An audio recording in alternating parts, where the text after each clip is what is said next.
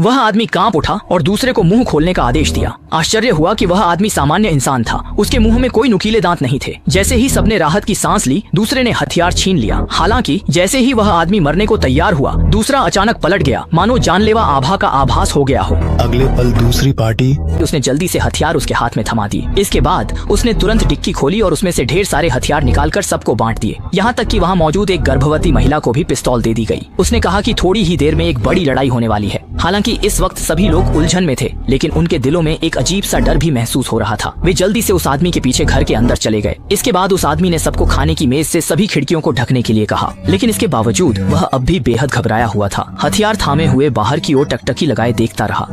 जैसा कि अंदेशा था, अगले ही पल पूरा कमरा अंधेरे में डूब गया। कुछ चीखें सुनाई दी तो सबने जल्दी से टॉर्च जलाकर देखने की कोशिश की। हालांकि इस वक्त घर के अंदर कुछ भी असामान्य नहीं था, लेकिन आदमी को अब भी डरावना माहौल महसूस हो रहा था। उसने तुरंत औरतों को घर के अंदर ही रहने को कहा और कुछ ताकतवर मर्दों को लेकर छत पर चढ़ गया ताकि बाहर की स्थिति देख सके। जब सब लोग चारों ओर नजरें घुमा रहे थे, तभी काले भाई को जैसे कोई हलचल सुनाई दी। आवाज जैसे जैसे करीब आती गई, सबने देखा कि थोड़ी दूर से एक आइसक्रीम वैन आ रही है। ये देखकर आदमी ने सबको तुरंत बैठकर लड़ाई के लिए तैयार रहने को कहा। सोचा नहीं था कि जैसे ही गाड़ी पास आई, एक फेरी वाला अचानक अजीबोगरीब मुद्रा में बाहर आ गया। उसका मासूम हाव भाव देखकर कोई खतरा नहीं लग रहा था, लेकिन अगले ही पल